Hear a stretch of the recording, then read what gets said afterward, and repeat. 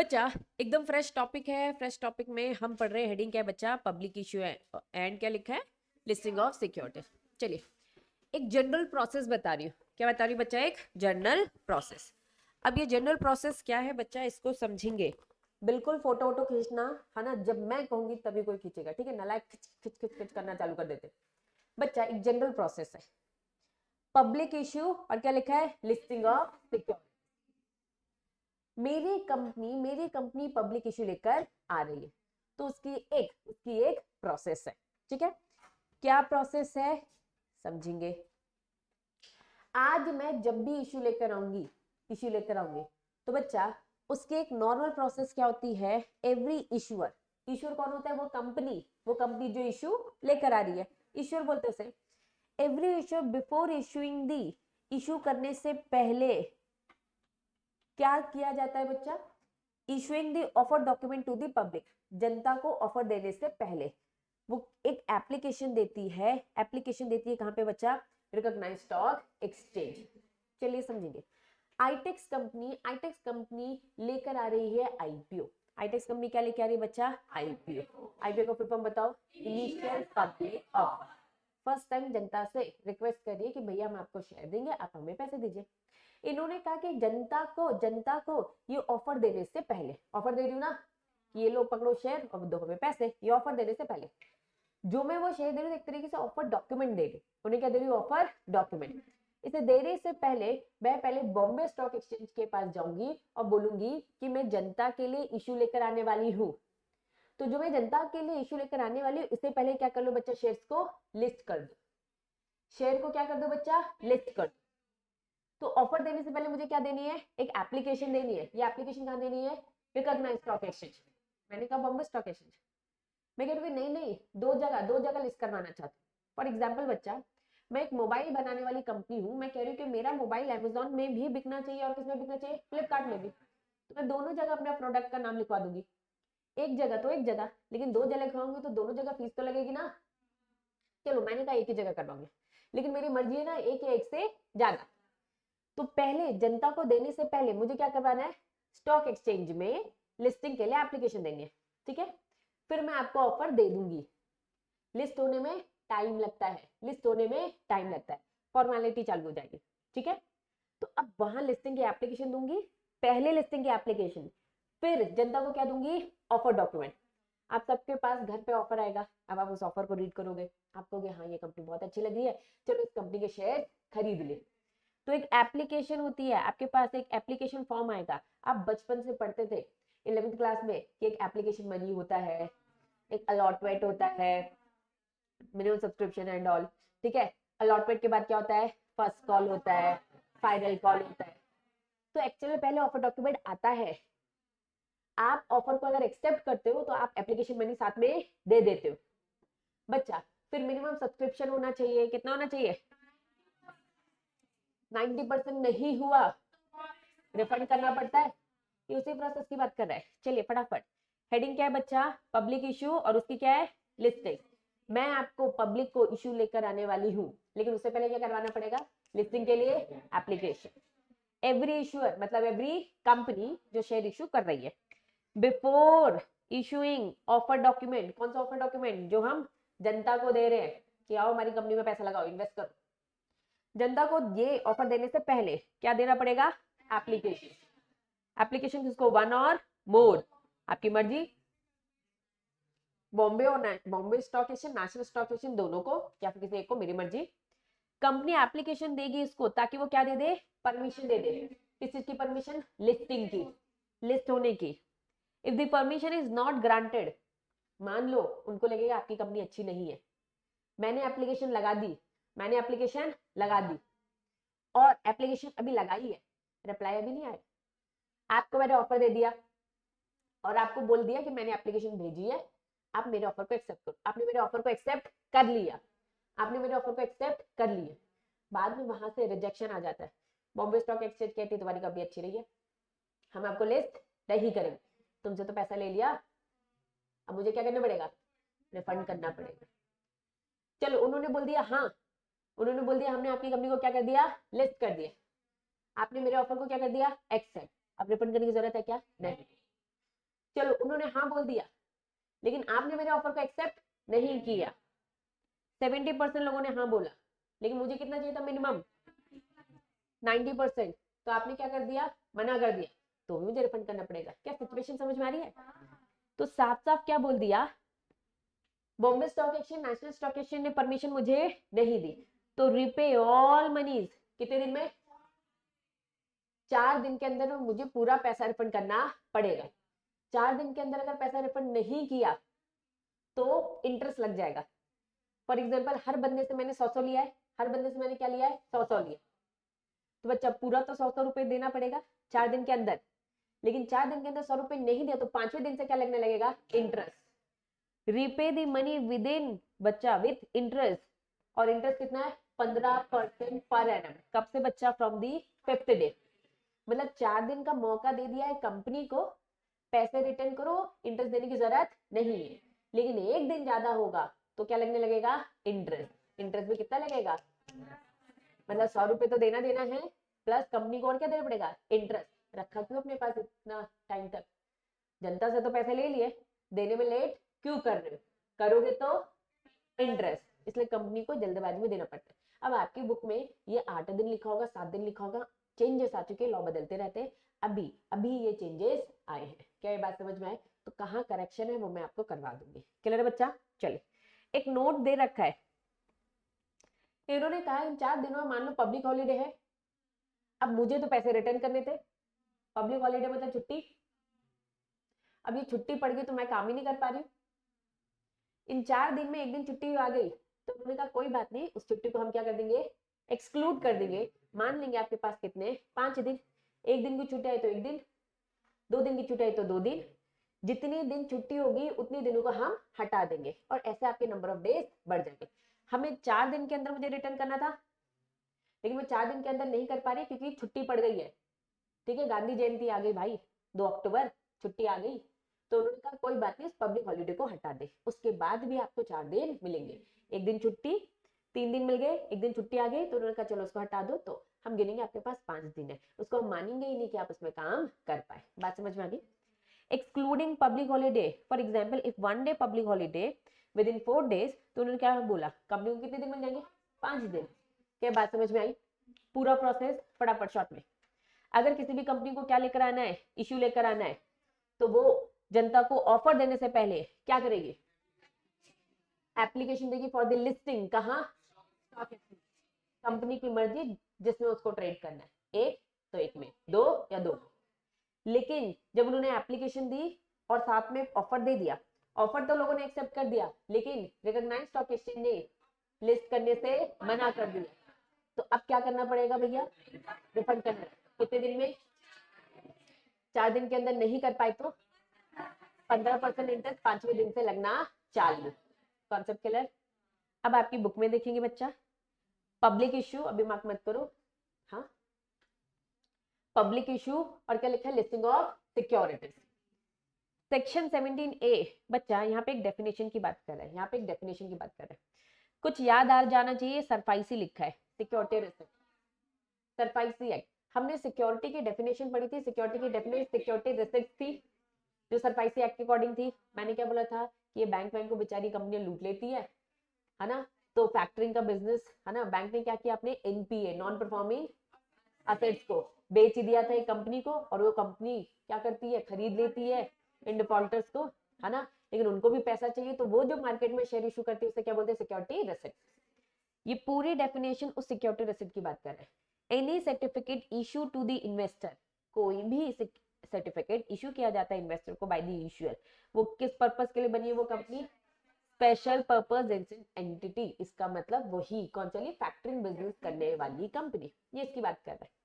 इन्होंने कहा कि कोई भी security unless issuer fulfill the eligibility criteria comply regulation made by the SEBI, कोई भी सिक्योरिटी मार्केट में नहीं आ सकती जब तक वो सेबी के द्वारा दिए गई जो एलिजिबिलिटी कंडीशंस है उसको फुलफिल नहीं करती। मतलब पहले वो कंडीशन को फुलफिल करेगी तभी वो मार्केट में शेयर इश्यू कर सकती है। अब सेबी ने क्या कंडीशन दी है, लिस्ट करने की। अभी मैंने आपको प्रोसेस बताया ना, पब्लिक जनता को ऑफर डॉक्यूमेंट देने से पहले क्या करना है, एप्लीकेशन फॉर लिस्टिंग, ठीक है। एवरी इश्यूअर मतलब एवरी कंपनी। बच्चा ऑफर टू पब्लिक, पब्लिक को ऑफर देने से पहले क्या करे, मेक एप्लीकेशन, किसको, रिकॉग्नाइज स्टॉक एक्सचेंज को, फॉर दी परमिशन, परमिशन किसकी, लिस्टिंग की, ठीक है। Permission apply for the listing is not granted या फिर रिफ्यूज, बॉम्बे स्टॉक एक्सचेंज ने मना कर दिया, नहीं दिया, ठीक है, by the stock exchange. Issuer forward मतलब इमीडिएटली, इश्यूअर मतलब तुरंत, तुरंत क्या करेगा, रिपे करेगा, कितने दिन में, पूरे के पूरे पैसे वापस कर देगा 4 दिन के अंदर। Application person to offer document, if the money is not repay, बच्चा ये 8 दिन लिखा है, ये चेंज हो चुका है, पहले 7 दिन का टाइम मिलता था, 8वें दिन से पेनल्टी लगती थी, सॉरी इंटरेस्ट लगता था, ये बदल चुका है, अब कितने दिन में पे करना है, पेनल्टी कितने दिन से लगेगी, 5वें दिन से। तो इफ नॉट रिपे कितने दिन के अंदर, 4 दिन के अंदर पे नहीं किया, तो उन्होंने कह दिया हु इज डिफॉल्ट, वो जो कंपनी है, एक्सपायरी ऑफ, बच्चा 8 यहाँ पे भी कट करके क्या आ जाएगा, जैसे ही 4 डेज क्या हो जाएंगे बच्चा, खत्म हो जाएंगे, jointly severally liable to repay with the interest, interest कितना लगेगा, 15% पर एनम। इस बॉक्स में लिखा है, रेकनिंग मतलब क्या होता है, कैलकुलेट करना, रेकनिंग करना मतलब क्या, कैलकुलेट। ये जब ये 8 दिन की कैलकुलेशन करेंगे तो इन्होंने कहा कि अगर इसमें क्या आ जाती है बच्चा, पब्लिक हॉलीडे आ जाती है, तो इस पब्लिक हॉलीडे को क्या करेंगे, एक्सक्लूड कर देंगे, एक्सक्लूड कर देंगे मतलब डिसरिगार्ड कर देंगे, मतलब हटा देंगे। कॉन्सेप्ट समझ में आया। इन्होंने कहा सारे के सारे provision of the listing of the public issue, ये क्या लिखा है, मुटाटिस मुटेंडिस, एक लैटिन वर्ड था,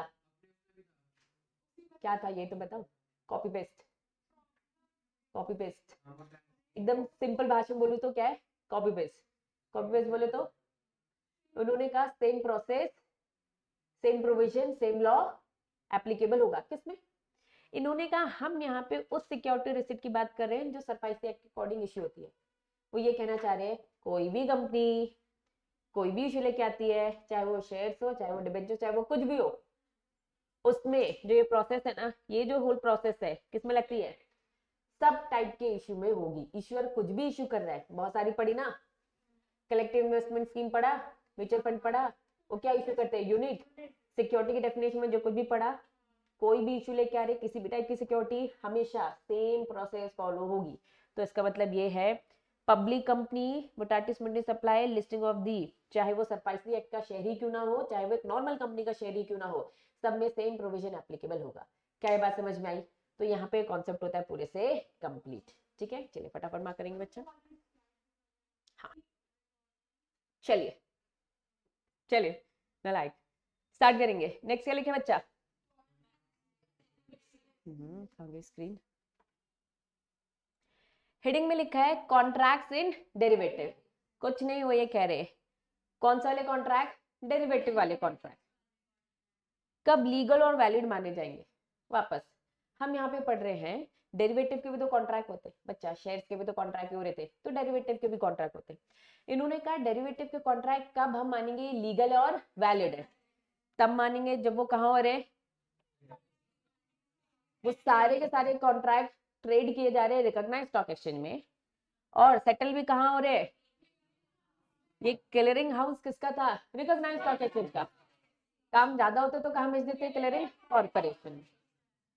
और जो ये हो रहे हैं बिटवीन सच पार्टीज, ये पार्टीज वही है जो सीजी ने स्पेसिफाई करके रखी है, मतलब सही पार्टीज के बीच में सही जगह पर, वो सही जगह क्या है, स्टॉक एक्सचेंज, और उन्होंने बोल रखा है सही तरीके से उनका पूरा सेटलमेंट हो रहा है, तो हम मानेंगे कि ये डेरिवेटिव के कॉन्ट्रैक्ट एकदम वैलिड है और एकदम लीगल है।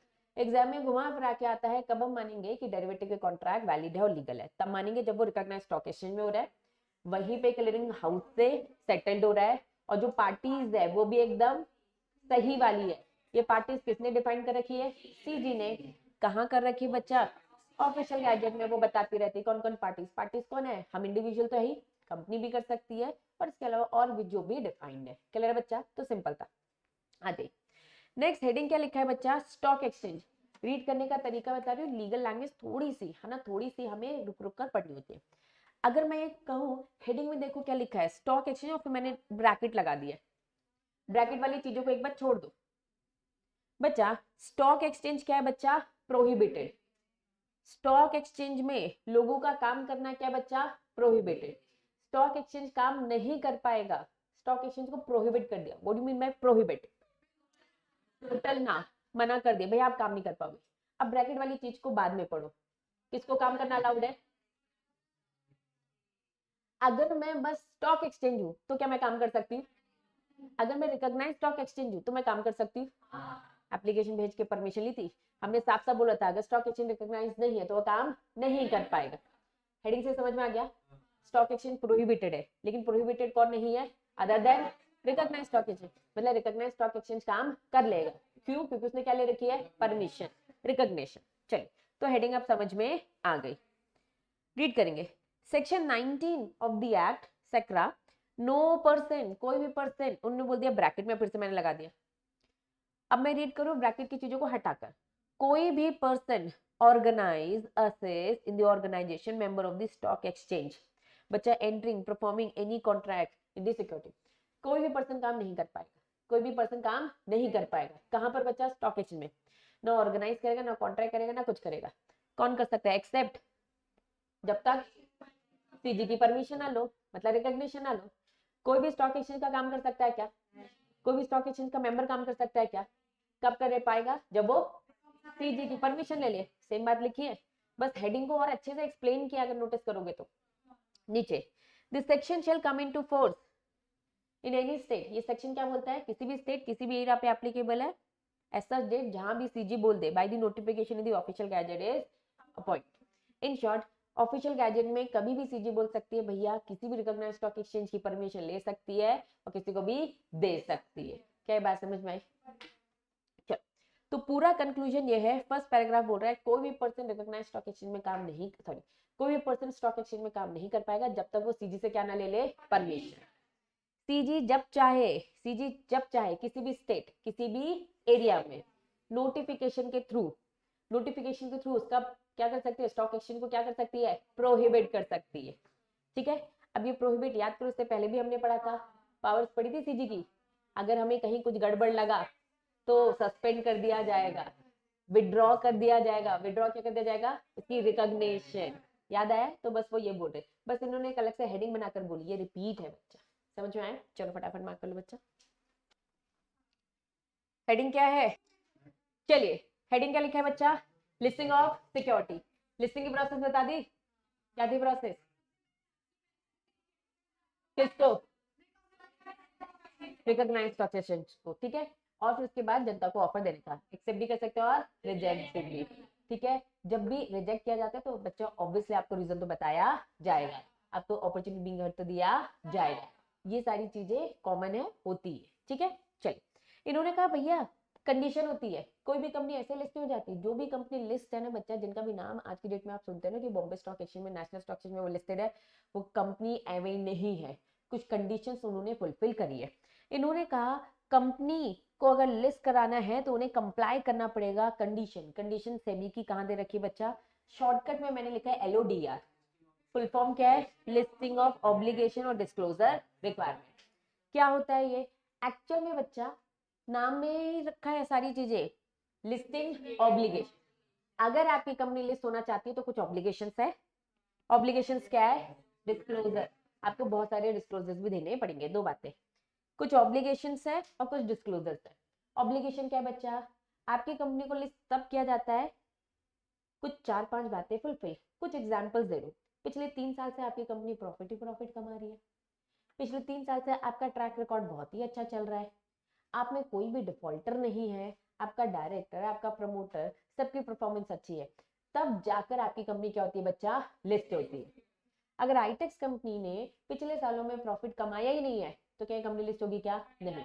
तो एक्चुअल में जो भी कंपनी लिस्ट है उसके लिए आपके मन में इज्जत बढ़ जानी चाहिए, क्योंकि वो ऐसे ही वहां पे लिस्ट नहीं हुई है, बहुत सारी कंडीशन फुलफिल करनी पड़ेगी। अब क्या कंडीशन फुलफिल करनी पड़ेगी? सेबी के LODR में लंबी चौड़ी कंडीशंस दे रखी है।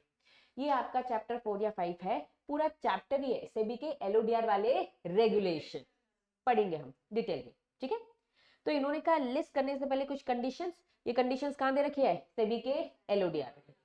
यहाँ पे केस का एक एक्सट्रैक्ट दे रखा है, अभी नहीं पढ़ेंगे, थोड़ी देर से पढ़ेंगे।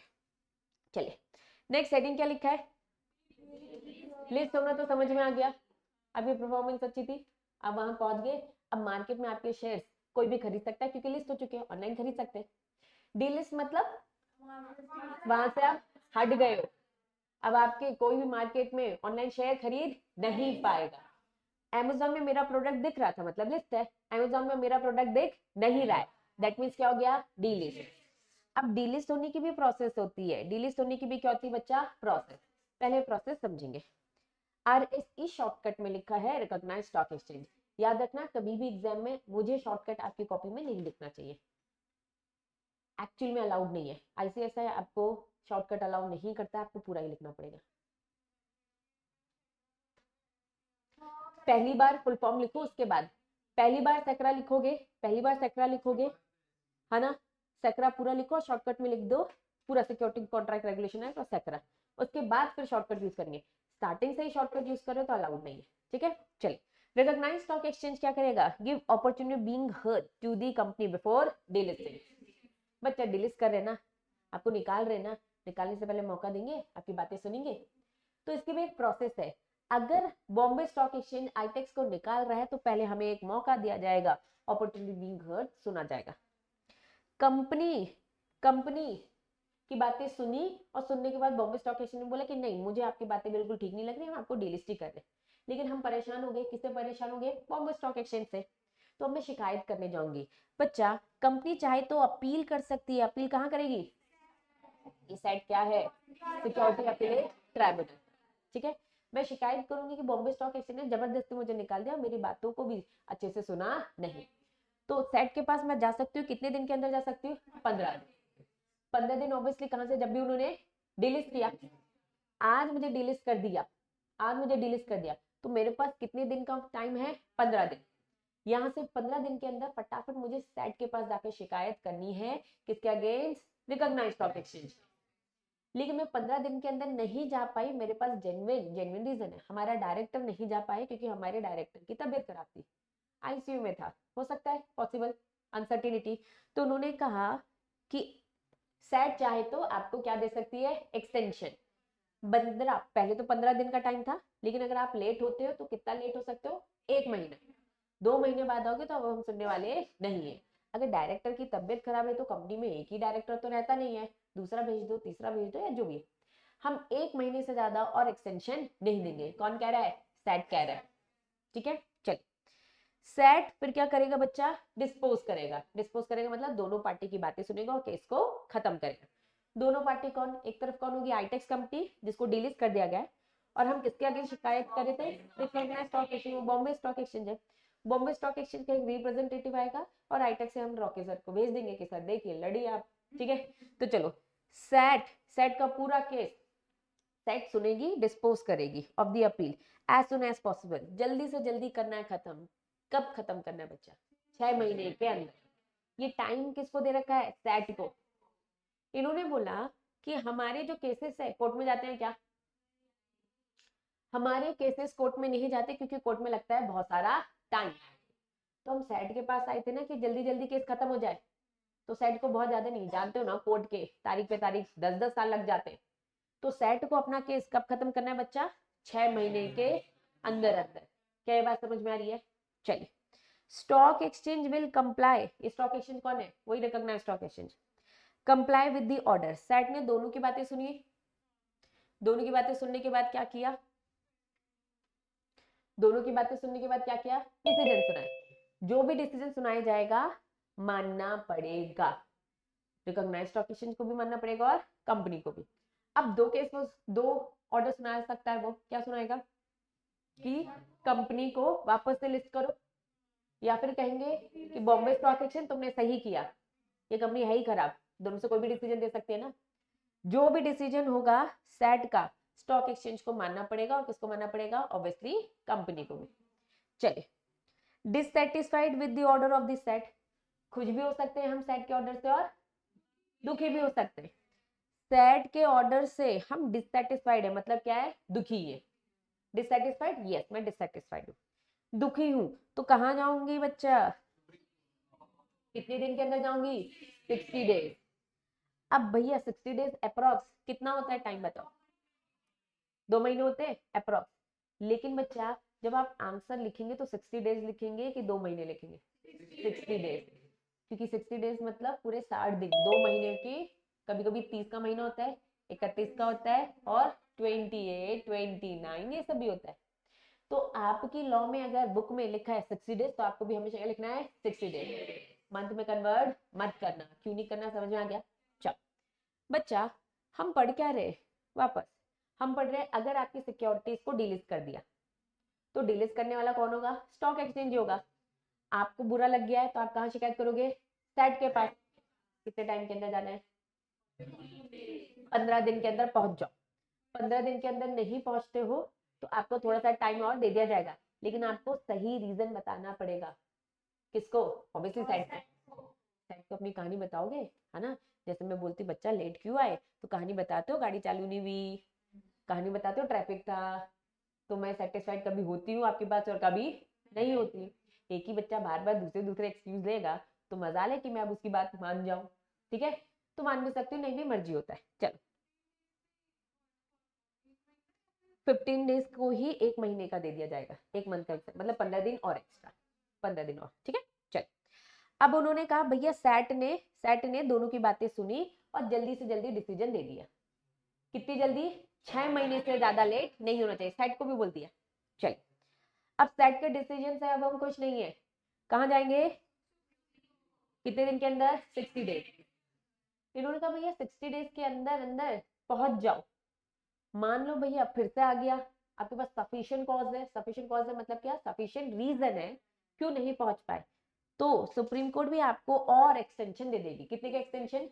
60 डेज और का। क्या बात समझ में? मतलब 60 पहले था और फिर 60 दे दिया। 2 महीने पहले थे और 2 महीने और, मतलब 4 महीने मिल गए। लेकिन कभी इसे महीने में कन्वर्ट मत करना। और अगर आप डिससेटिस्फाइड नहीं हो, मतलब क्या हो? सेटिस्फाइड हो, तो कोई एक्शन लेने की जरूरत नहीं है। सैट ने जो बोला मान जाओ, कॉन्सेप्ट क्लियर है। अब आपके बुक में आएंगे, फटाफट रीड करेंगे, मार्क मत करो, रुक जाओ। सेक्शन 21A बच्चा, सेक्शन 21 क्या बोल रहा था? सेक्शन 21 ये बोल रहा था जिसको भी लिस्ट होना है कंडीशन फुलफिल करनी पड़ेगी। 21A, ठीक है। ए क्या बोलता है कि भाई रिकॉग्नाइज स्टॉक एक्सचेंज को डीलिस्ट, रिकॉग्नाइज स्टॉक एक्सचेंज चाहे तो डीलिस्ट कर सकती है सिक्योरिटीज को। बस क्या करेगी? रीजन रिकॉर्ड में रख लेगी कि भैया क्यों कर रही हूँ, क्या आपको ठीक नहीं लग रहा, कुछ गड़बड़ लग रहा है, ठीक है। लेकिन वो तब तक डीलिस्ट नहीं कर सकती रिकॉग्नाइज स्टॉक एक्सचेंज जब तक वो आपको अपॉर्चुनिटी ना दे।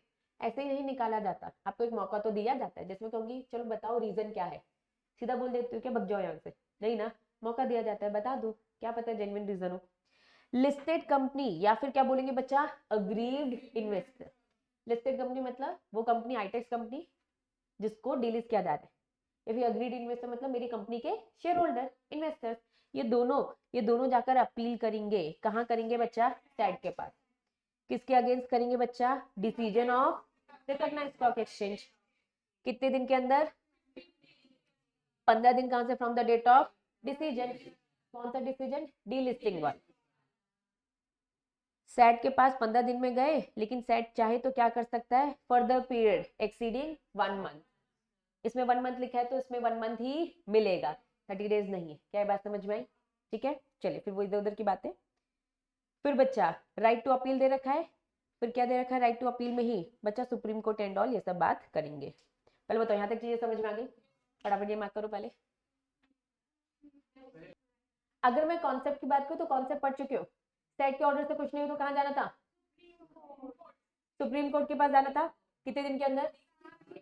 60 डेज में नहीं पहुंच पाए तो सफिशिएंट कॉज। सफिशिएंट कॉज मतलब जेन्युइन कारण बता दो, रीजन बता दो, तो वो आपको और 60 दिन दे देगा। लेकिन सुप्रीम कोर्ट को पहले बताना पड़ेगा।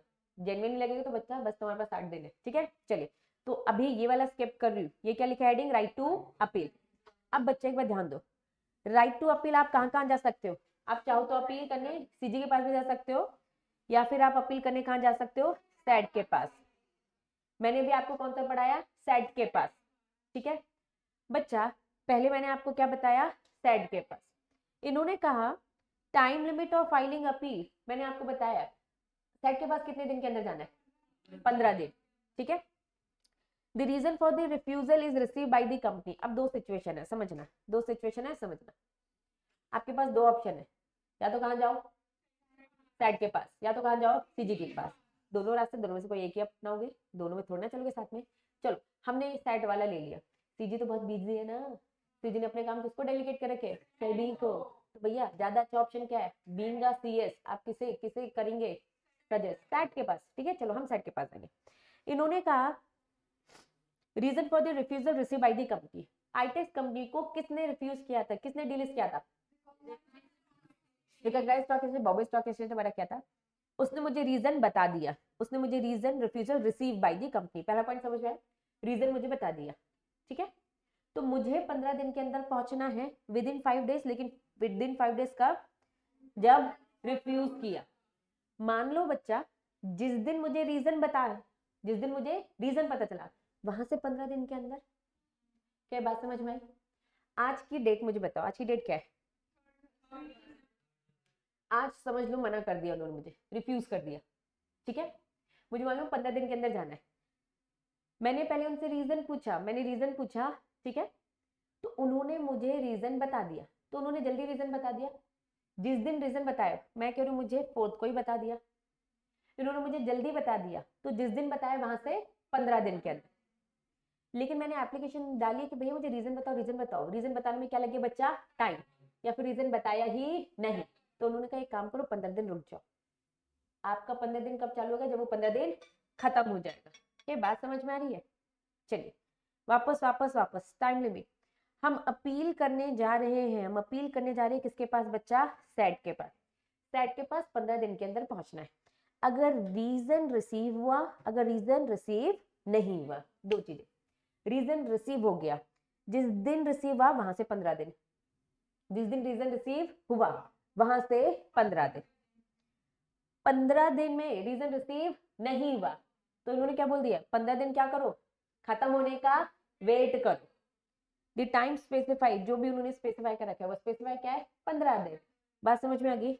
एक्सटेंशन 1 मंथ का मिल जाएगा अगर सफिशिएंट कॉज दे दोगे। ये वही वाली बात है, बस उन्होंने एक अच्छी चीज उन्होंने क्या बताई, थोड़ी सी डिटेलिंग बताई है।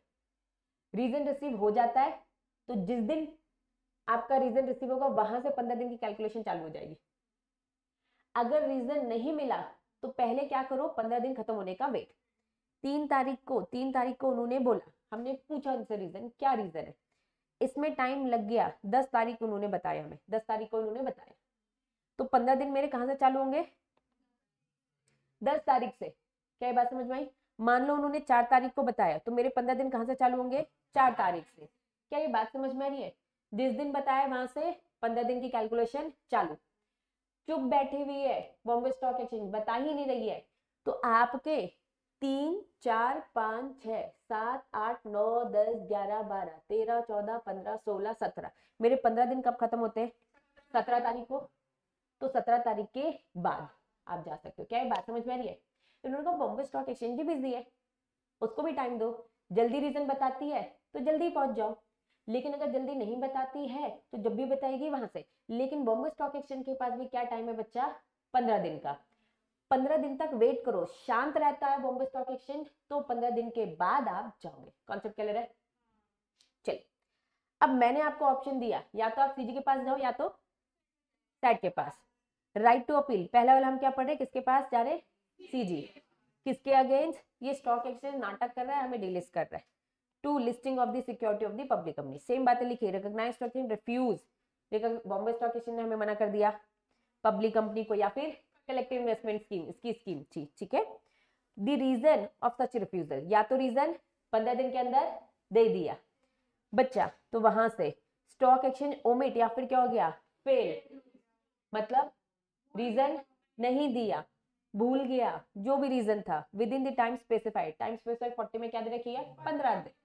तो उन्होंने साफ साफ बोल दिया आपको वैसे तो 15 दिन, लेकिन एक्सटेंशन मिलेगा तो कितने का, 1 महीने का एक्सटेंशन मिल जाएगा, वो भी कब मिलेगा, जब सफिशिएंट कॉज होगा। अब आप अपील करने जाएंगे किसके पास, सीजी के पास। यहाँ पे सीजी पढ़ रहे, दूसरे केस में क्या पढ़ेंगे, सेट। अब गिविंग अपॉर्चुनिटी दी जाएगी किसको, स्टॉक एक्सचेंज को। हम तो कह रहे हैं हमें लिस्ट करो लिस्ट करो लिस्ट करो, तो सीजी क्या बोलेगा, स्टॉक एक्सचेंज से पूछेगा क्यों डिलिस्ट किया बताओ, उसको मौका दिया जाएगा कि ये तो हमें कंपनी कह रही है, हाईटेक्स बोल रहा है हमें लिस्ट करो, तुमने क्यों डिलिस्ट किया। उसकी बातें सुनने के बाद सीजी क्या करेगा, वरी मतलब डिसीजन को चेंज, वरी मतलब चेंज होता है, डिलिस्ट किसने किया, तो बॉम्बे स्टॉक एक्सचेंज ने, सीजी उसके डिसीजन को क्या करेगी, चेंज कर देगी, या फिर क्या करेगी, सेट असाइड, साइड कर देगी, और फिर नए सिरे से डिसीजन देगी, decision of the stock exchange decision को चेंज कर दिया जाएगा।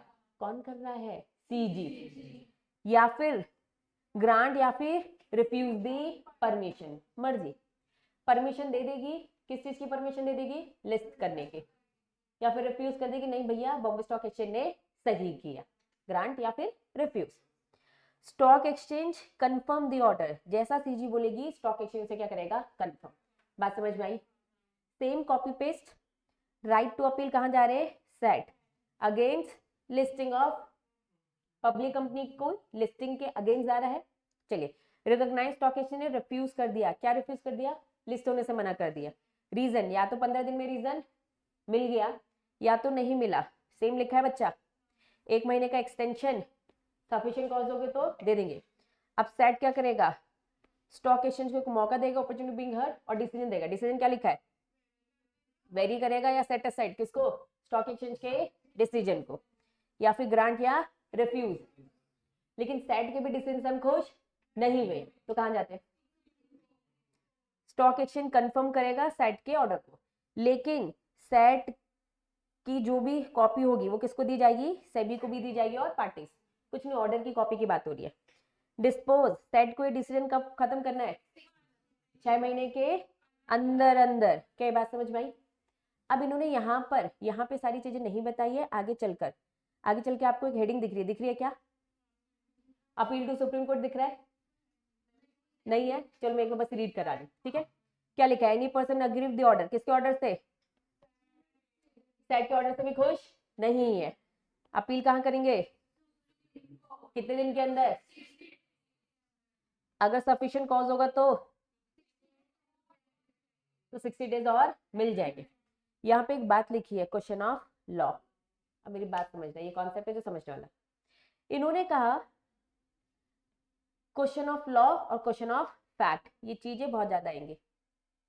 लॉ पे ही सवाल उठा दिया गया है, क्वेश्चन ऑफ लॉ, फैक्ट पे सवाल उठाया गया है। फॉर एग्जाम्पल, मैंने प्रशंसा को पैसे दिए थे, ठीक है, पुलिस वाले मुझसे पूछते प्रूफ क्या है, मैं कहूँगी विटनेस है, क्लास में सबने देखा था, मैंने पैसे दिए थे, ये लोग विटनेस है। तो ये फैक्ट पर सवाल उठाए जा रहे हैं। फैक्ट मतलब जो ये बातें बता रही कि मैंने पैसे दिए, किसने देखा किसने देखा, ये किसका काम है, प्रूफ करने का काम किसका है, पुलिस का, और मेरा कि भाई मैं प्रूफ बताओ, पुलिस ऑफिसर इन्वेस्टिगेट करे। ये होता है क्वेश्चन ऑफ फैक्ट। ये बात किसमें, क्वेश्चन किसमें सवाल उठाए जा रहे हैं कि पैसे दिए कि नहीं दिए, ये क्या क्वेश्चन ऑफ फैक्ट।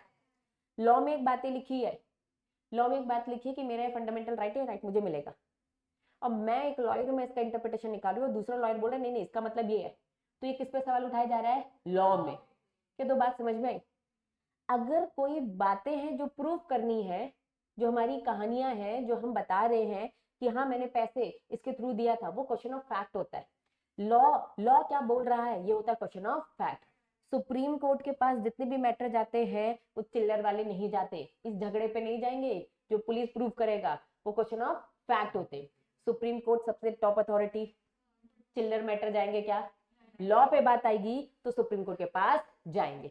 तो साफ साफ लिखा है, अपील सुप्रीम कोर्ट के पास तब करना जब आपका मैटर क्या हो, बड़ी बात हो, क्वेश्चन ऑफ लॉ। बात समझ में आई। तो आपकी बुक का प्रेजेंटेशन थोड़ा सा उन्होंने बीच में कुछ और चीजें बताई है और फिर से यहाँ पे जंप किया है, तो ये जब आपको नोट्स मिलेंगे तो मैं मार्क करवा दूंगी। समझ में आया। तो अपनी क्लास अपन यहीं समाप्त करेंगे।